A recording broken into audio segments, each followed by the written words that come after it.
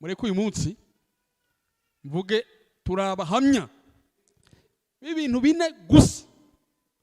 Inyuma y'ibyo bintu bine nta kindi dufite cyo guhamya mu izina rya Yesu. Naho mvuga nitwaza gusenge turabahamya gusa b'ibintu bine. Ibintu bine ubisobanukiwe wa umuhamya uhamya hose hakwiriye. Uko wabivuga kose, wabivuga uririmba, wabivuga wigisha, wabivuga usenga, ibintu byose mwaririmbye n'ibyo mwakoze, reka mugire muke, n'ibyo muzigisha kuva mu kwa mbere ukagera mu kwa 12, turabahamya b'ibintu bine. Nta n'ubundi butumwa bubaho bundi. Nta n'ikindi kibaho, nta n'ikindi cyo kuvuga, nta n'ikindi kirenze icyo. Abahamya b'ibintu bine. Hari ikintu bita taken home, bese hari ikintu bita ibintu utahana. Mu byo utahana umugoro uvuye ngo namenye ngo turabahamya b'ibintu bine. Mariko, ndakoresha iminota itari myinshi. Mariko igice cya 16 umurongo wa 15, hanyuma nsobanure ibyo bintu bine gusa. Nindangiza nicare.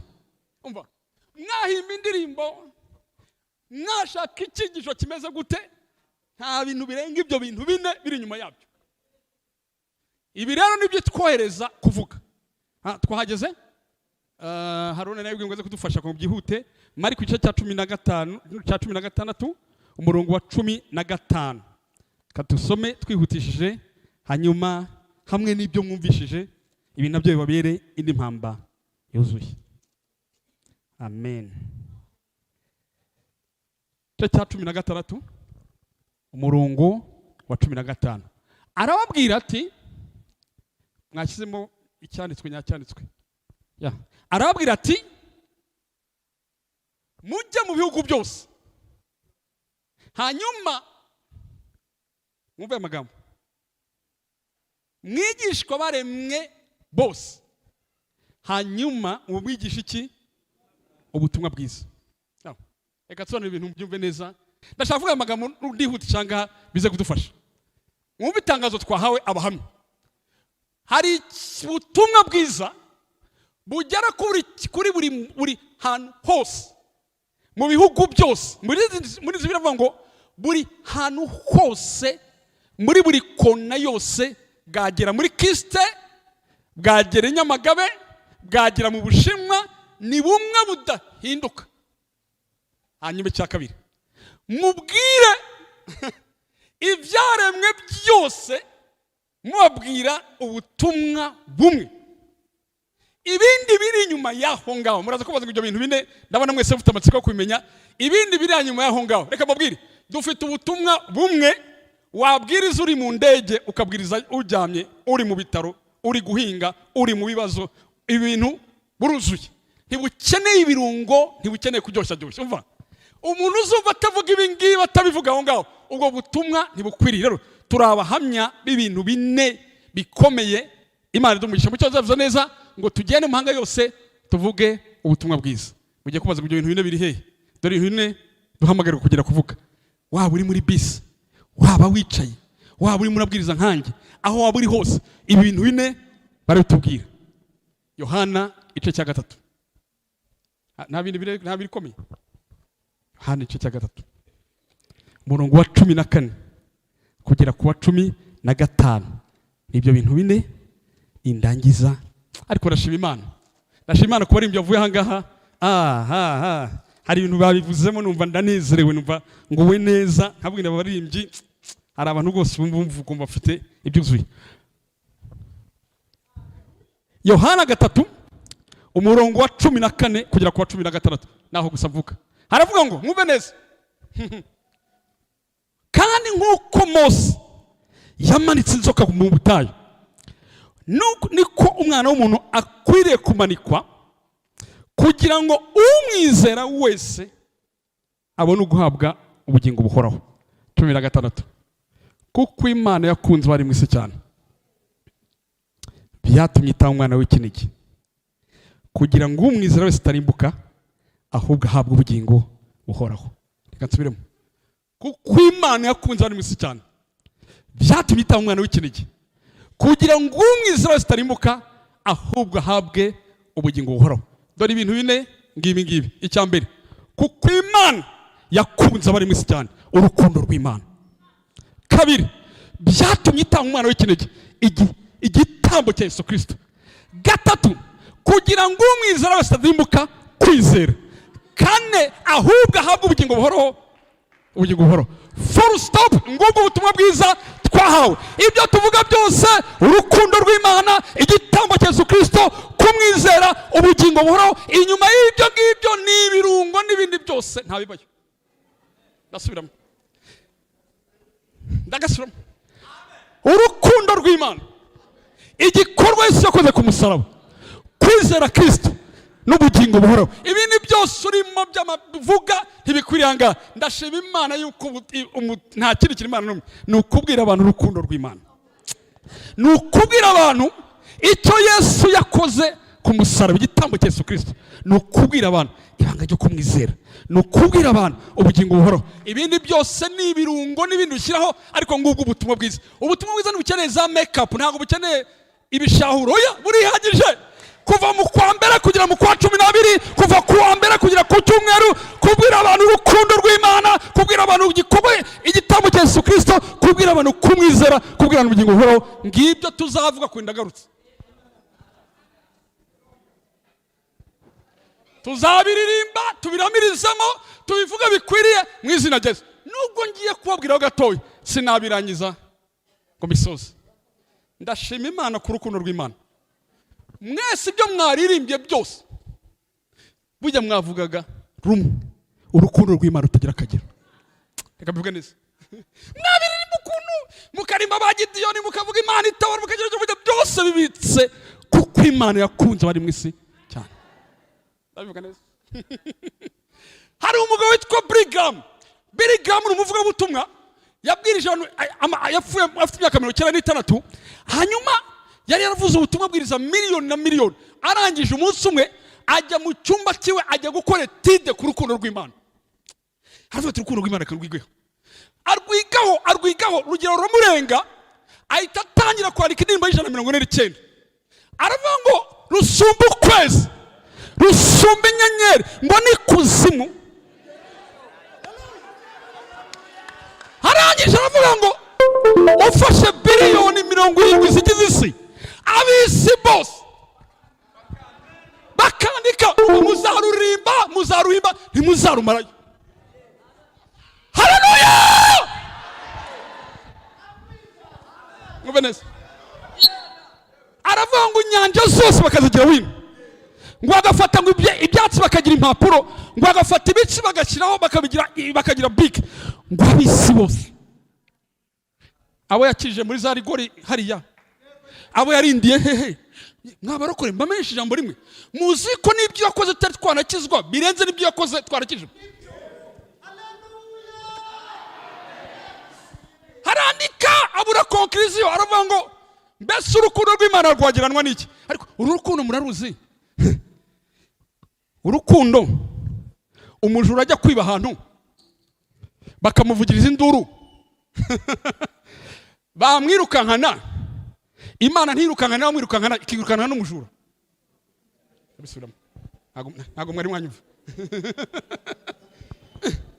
Urukundo rusanga uyu mugabo muri hariya yasinze, rukamubwira ngo irukanka, mwagira ngo ni cye kintu. Ni urukundo tuzamenya, tuzaruvuga, tuzaruhimbaza. Twicaye kubw'urukundo rw'Imana, tujya kubw'urukundo rw'Imana, turizwa kubw'urukundo rw'Imana, tubyuka kubw'urukundo rw'Imana, twicara kubw'urukundo rw'Imana, ntituzarumara. Hanyuma rero aho rujya kuba gashya, buri munsi ruba update, buri munsi uko yagukunze ejo siko umunsi agukunze. Ineza yo kweretse none si aho ngaho, kuko Imana yakunze.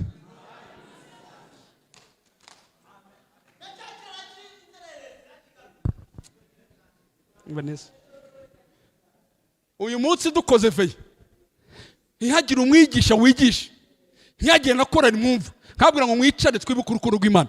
Hano mwarira mukaboroga. umuhamya akwiye kumva urukundo rw'Imana rutagira akagera. Iyo mpamvu icanga hari udukona yagiye abakirizamo. Ubu ni icanga buri wese afite ikona rye utanamenya ikari kurindi ikakwitsa. Hari akantu kamwe, hari ahantu hamwe mu ikona niyo washaka gusobanukirwa ntiwabisobanukirwa. Hahirwa umuntu umenya ngo urukundo rw'Imana. Umuhamya nyawe agendana urukundo rw'Imana. Yabwira abantu ntajya kubabwira Imana igiye kubahitana no kubica, ababwira Imana y'urukundo rwayo. Kandi muvuga ukuntu bitangane disi, uko dusenga tugatsinda n'abo hanze baratsinda disi. Ibaha urubyaro kuko natwe iriduha. Ubu yatanze promotion izitanga nabo baraho ngaho disi. Mubibutse urukundo rw'Imana. Urukundo rw'Imana. Babwira urukundo rw'Imana. Merutse kujya hano, ndashaka kujya ku cya kabiri. Ntabwo ushaka kuvuga urukundo rw'Imana. Uzi ko no kwiririra ukarira disi. Hari abamama noze barimo baririmba biririra disi. Jya wiririra. Jya umena amarira. Uzi ko no kurira amarira kameneka urukundo rw'Imana. Uzi ko mfite umuntu turimo turateranyiriza kujya mu Buhinde yabuze amarira. Kugira ngo one amarira amugeza mu Buhinde biramusaba miliyoni 8 kugira ngo one amarira. Buri umuntu wamenye urukundo rw'Imana nta buzima bamo busanzwe, aho mu buzima budasanzwe mu izina rya Yesu. Bivuge neza. Hari abantu bagira ngo urukundo rw'Imana ruri mu etaje n'amazu. Niko this way. Mwari mwizi kwigira ariko Mana yanjye. Wari uzi kujya muri toilette bigasohoka neza wagira ngo urukundo rw'Imana. Fite umuntu umaze imitsi uri rwa Faisal. Byarayobye bijya mu maraso asa n'umukara. Nawe urahangaje. Ndabarebye mu kanya. Mujya muri zirukana urukundo rw'Imana. Urukundo rw'Imana. Urukundo rw'Imana rutagira akagera. Urukundo rw'Imana rutagira akagera. Nabonye twari turimo turikubitira ifiri tugashyiraho umuceri ugakubita iki. Hari abantu bajya kuri bife bakabura icyo batora. Muzi ko nta kintu na kimwe Imana ikora gisanzwe. Ibintu byose Imana ikora n'urukundo rwayo.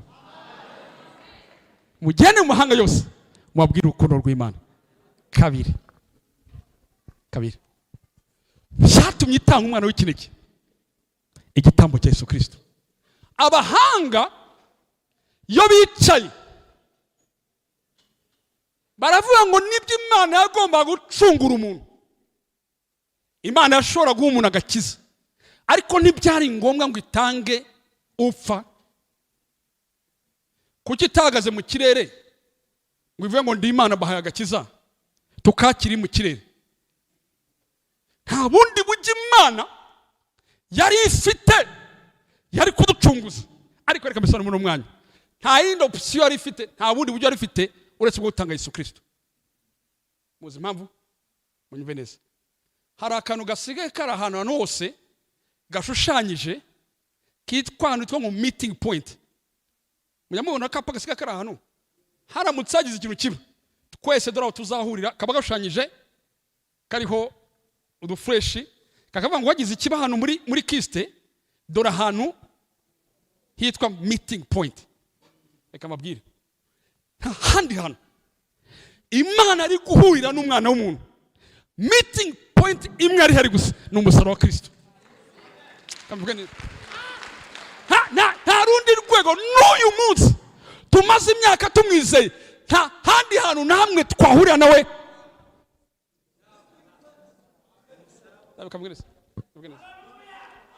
Abahamya b'ibintu bine gusa. Umva, nta handi hantu umukobwa wo muri Kristo umuntu urangije abagabo nabonye ahangaha. Hano hari abantu banywe, hari abantu bitunze, hari abantu batavuye mu byako bahombye, hari abantu batavuye mu byako babaye babi, atari uko byabananiye. Hurira nawe ni kuri meeting point yitwa umusaraba. Afandi ntambara ikirangira yumvisha ubutumwa bwiza, hanyuma escort bari kumwe bamagaye bakizwa. Afandi aza gukiza imbere muri kera bakigendana na escort. Afandi ageze imbere arebye inyuma abona aje gukizwa, abona escort ari inyuma.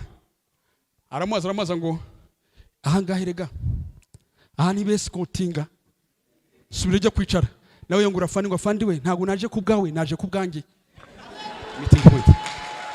Meeting point y'umusaraba wa Kristo, kuko Imana yakunze abari mu isi cyane byatumye itanga umwana wayo.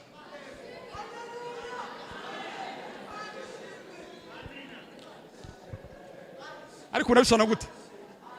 Uriya mungu wambaye karuvate, wambaye agashati k'umweru n'akane, ngwino hangaha. Ngwino. Isone gute? Oya ngwino yewe. Ngwino tuye kuri meeting point. Ngwino nkwereke. Aho duhurira. Ngwino. Ya muzi.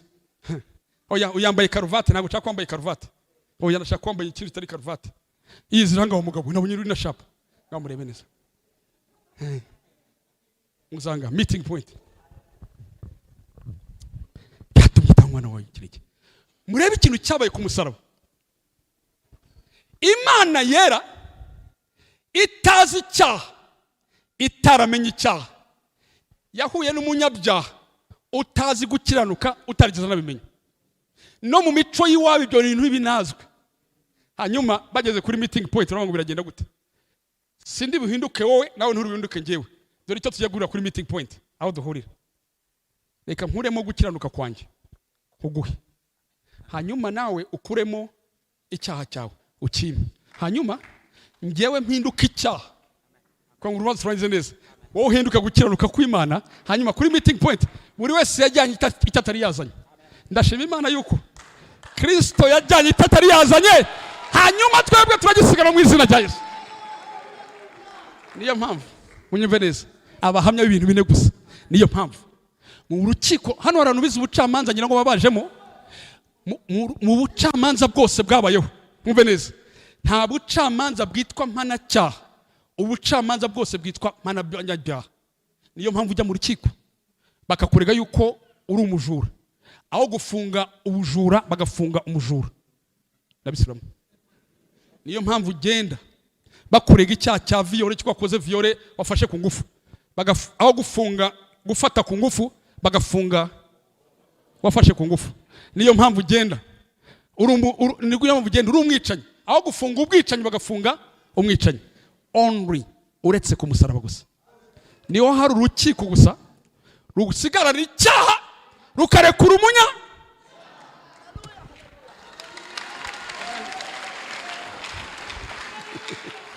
Haleluya! Uyu munsi ni muri sare none, uyu munsi wa none ukabujanga kuri meeting point niho honyine umusaraba. Uyu munsi ushobora mu mwami Yesu, gumana ibyaha byanjye ntane gukiranuka kwawe. Birashoboka mu izina rya Yesu. Aho byaciyemo mwikiza ngo mena.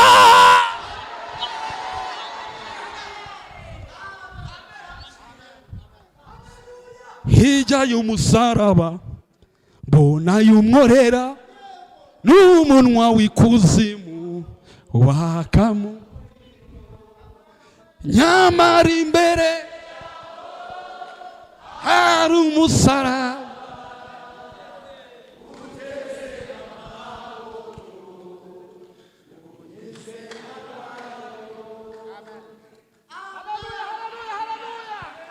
Munyumve kuko ndimo navuga abahamya ibintu biri gusa.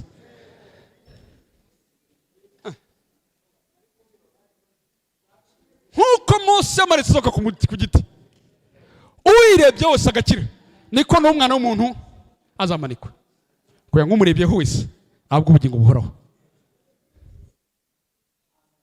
Ijambo ry'umusaraba kuba rimbuka n'ubupfu. Reka mbasonere impamvu bavuga ngo n'ubupfu, ariko twebwe bakizwa n'imbaraga z'Imana. Uzi ko Mose yagiye abana b'Isirayeli bamutakira, baramubwira bati inzoka z'ubusabwe zatuma zibiri bukubara, ngo zibajya zari ziri mu mara. Hanyuma bya kuri Imana ngo Mana wabakije inzoka, ubakubakiza inzoka rero. Dore ngiri ibanga ry'umusaraba. Kubakiza inzoka yaramwe ngo genda ucura indi nzoka, ucura inzoka yapfuye, murebe neza.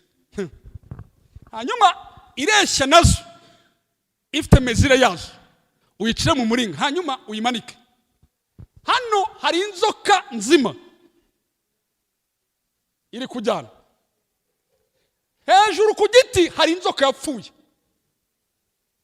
None rero bigiye guhinduka upfu, uvana amaso ku nzoka nzima, hanyuma urebe inzoka yapfuye, hanyuma nurebe yapfuye inzimire iragenda, ariko nugumya kureba inzira inzima iyo yapfuye iragumayo. Mu yandi magambo, hari sigarete uri kunywa n'urumogi ruri live rugaragaza n'inzoga, ariko nugumya kubira nukire. Ariko ku musaraba hari urumogi rwapfuye, ku musaraba hari inzoga zapfuye, ku musaraba hari agahinda kapfuye, ku musaraba hari indwara zapfuye. Rero igikomeye ni ukwizera ngo iyo ndebye vana amaso ku kizima ndebe icyapfuye mu izina rya Yesu. Ndatangariza ubuzima bwawe, ndatangariza icyo cyose kigugose cyari kiri kizima ku buzima bwawe kibwira ngo hari icyapfuye.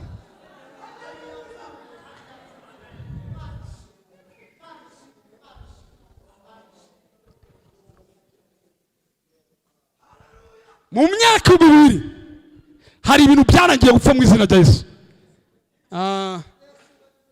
Akaga mu buzima wagira ni ukureba match yarangiye utazi ko yarangiye.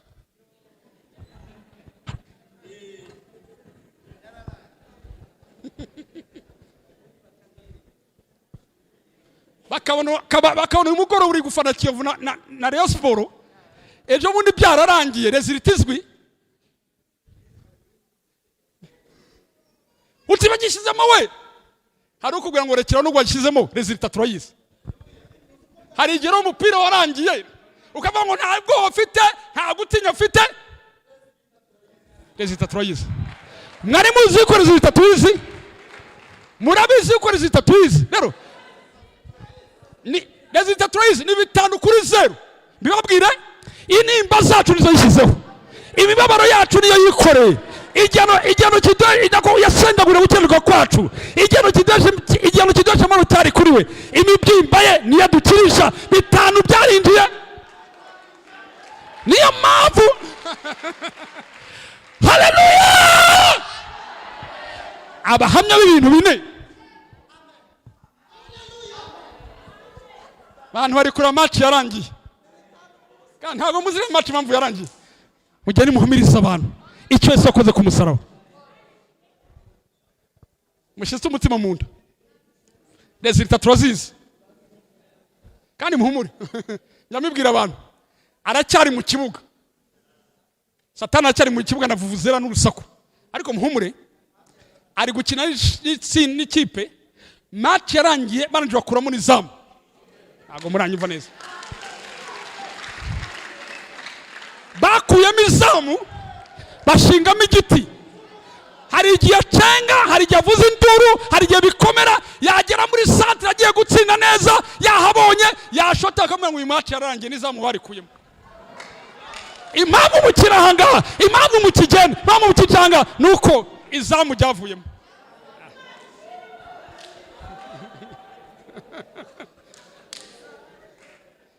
Murebe yapfuye, impamvu kiri muri Kristo, impamvu kiri muri yarahanga, impamvu mukigenda, impamvu kiri muri kakazi, impamvu kiri muri rwaruko nuko izamu ryavuyemo, hashingwamo igiti kikubwira ngo amuhemura ku mugaragaro, amwivuga hejuru, adekarara gutsinda kubw'umusaraba mu izina rya Yesu.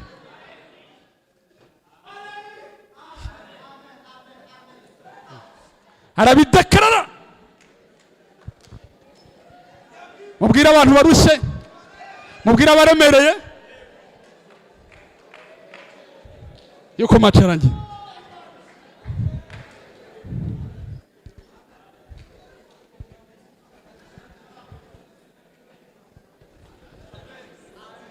Muri kino giterane cy'ububyutse turatangariza indwara ziri ku buzima bwawe, turatangariza indwara ziri ku buzima bwawe, turazibwira ngo match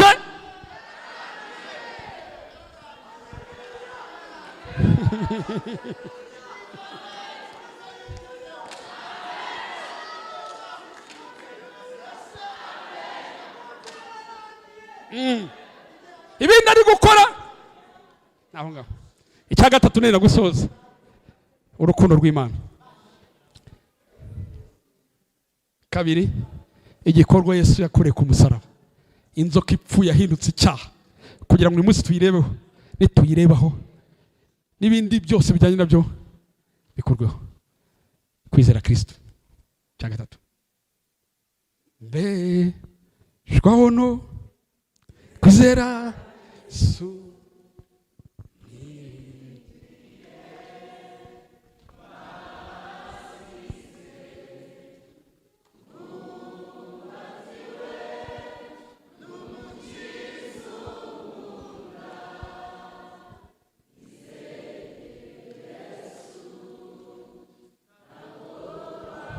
Here's your telephone. Kwizera.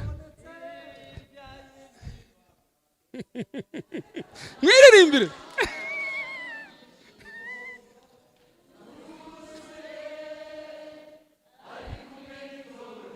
Amen.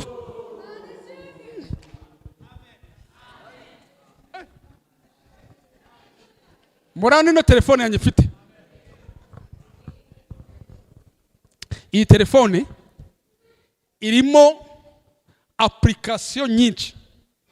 Harimo ibyo guhamagara no kwitaba, harimo ibya SMS, harimo ibya Facebook, harimo ibintu byinshi.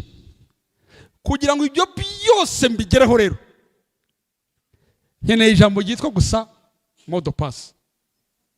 Hari n'ibindi nageramo nkana downloadinga nkabitesharije byinshi. N'abana banjye baracyanyisha telefone barahindusha n'ubu bahora bayingisha n'ibintu ntashobora kurangiza. Ariko igituma byose mbigezeho ni ukugira mode pass yanjye. Wamaze kuyigira kaba kabaye. Mufashe mubwire neza. Imana itubika ibintu byinshi. Ifite n'ibyo tubona n'ibindi tuzakuramo. Ariko ifite mode pass idahinduka yitwa kwizera. Kwizera. Nta kintu na kimwe cyo mu Mana itaduhereye mu kwizera.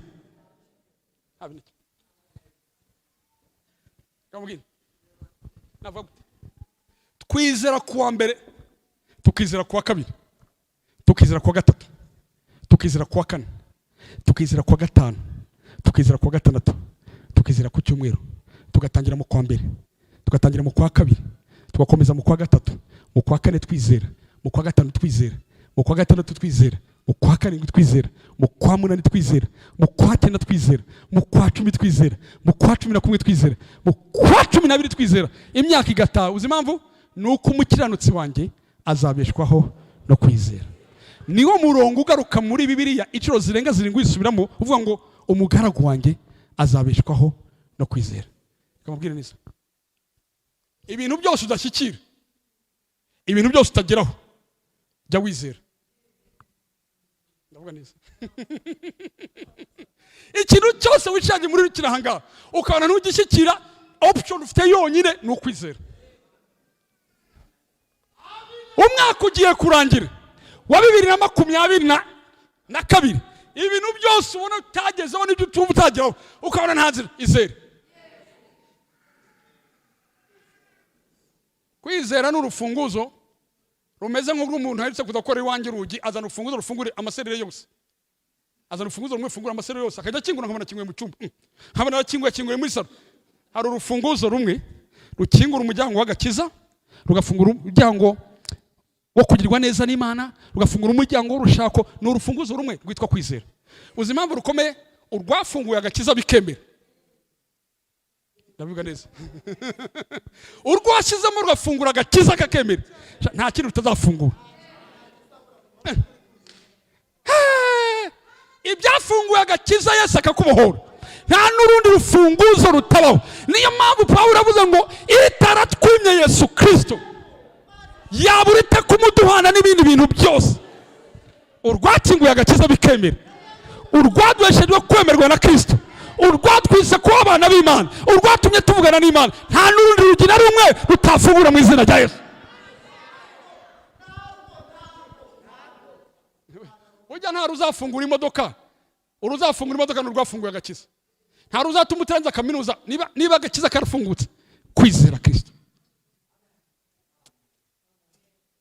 Ujya murana kwizera Kristo.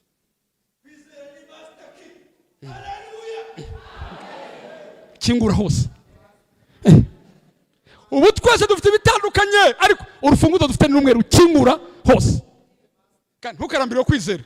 Reka mubwire njye ndizera niyo bidakunze nkizera gusa. Nabisoromo neza. Hari kosa sana nakoze. Ndabyizera bitakunda. Si ikibazo cyanjye. Ikibazo nuko ntaba nizeye ariko ndizera bitakunda. Nkongera nkizera ibindi. Nabyo bitazakunda nkongera nkizera ibindi.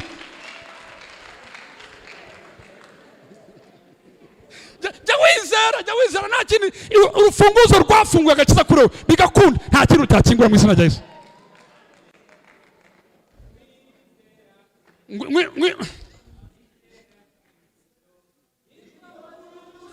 Uyu munsi ufite abaterankunga muhumure ni rumwe gusa rufungura urwakinguye agakiza. Ntimuze kuya ngo naguye aho gusenga cyane nakizera cyane kuko gusenga ni fellowship n'ubusabane n'Imana ariko kwizera ni ugukingura ibintu byose. Kwizera ni hagati y'amaboko yanjye aho ntagera naho ibyanjye bigera. Inyongera ngingo imbwira ngo wara ntuhagera ariko hagati ya leta rutageraho shyiramo kwizera. Nukuri mwitahire muze kugira Nyamagabe mutaye muri bisi ngo ndizera nongere nizere nibitanacamo ngumye nizere nongere nizere ni 2022 niba nizere ntibicamo wongere wizere niba wizeye Imana igabura ntujye ongera wizere Imana igabura nibwo buzima nibyo.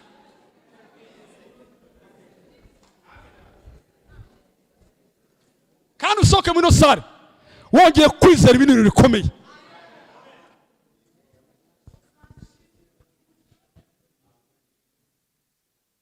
Hari abantu barwaye hano muri sare muzamura akaboko.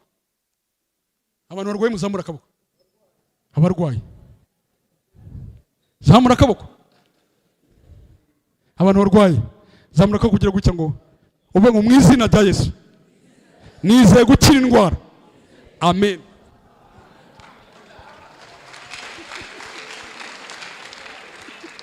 Nta yindi nzira nimwe isigaye hasigara kwizera.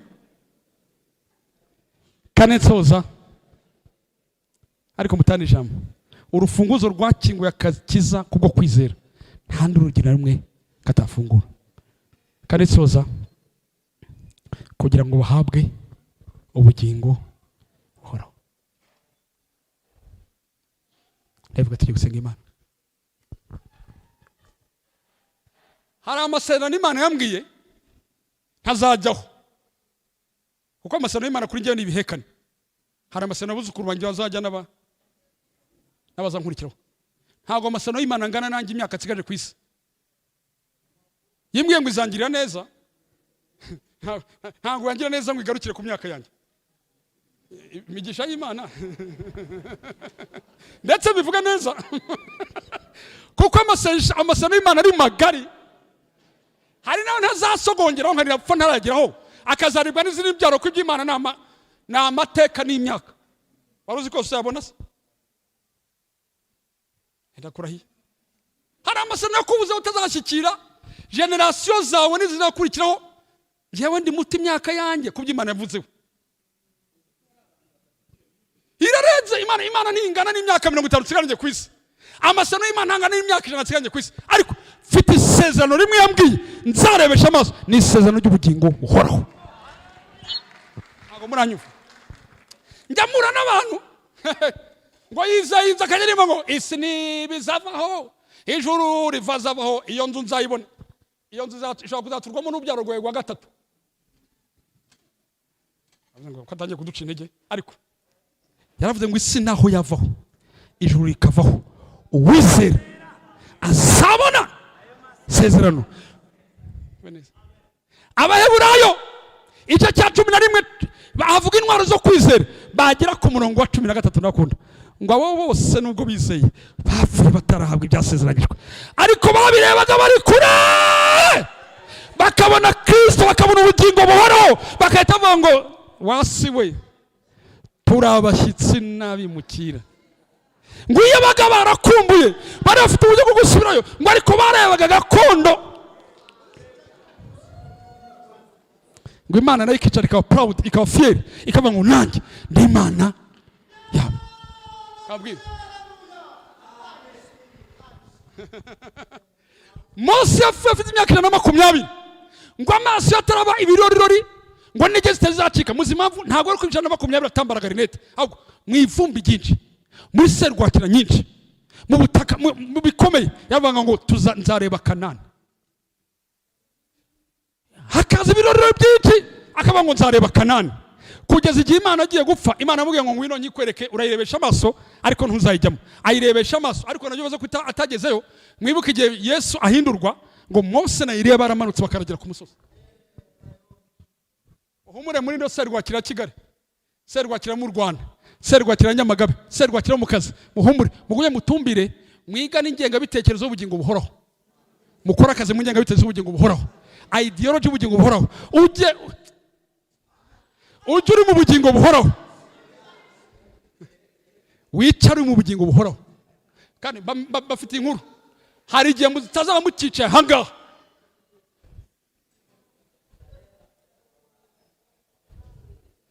hari igihe muzamukira hangaha mubwire abantu yuko ubugingo buhoraho buriho muririmba indirimbo z'ubugingo buhoraho mbanyeganyeze gato simba naguye reka mivuge ndimo rasoza bora mwari muzi impamvu duhura n'intambara n'ibibazo buri Imana itwereka ubupfubyi kwa ngo twibutse atabupfubyi Imana itwereka ubupfakazi twibutse atabupfakazi Imana itwereka indwara itwibutse ataba indwara Imana itwereka gusonza itwereka atazaba gusonza buriya ikintu cyose ucamo gikomeye kikwibutsa ubugingo buhoraho nabisubiramo neza ikintu cyose gihora kitwereka mu buzima bwacu Imana ihora itwereka ubugingo buhoraho ndashoje amagambo 4 urukundo rw'Imana igitambo Yesu yakoreye ku musaraba kwizera Kristo ubugingo buhoraho bijyana ahantu hose bijyana uri ku kazi bivuga uri mu rugo biririmbe mu ndirimbo bisengeremo biramirizemo Imana bigira ubuzima Imana itugira neza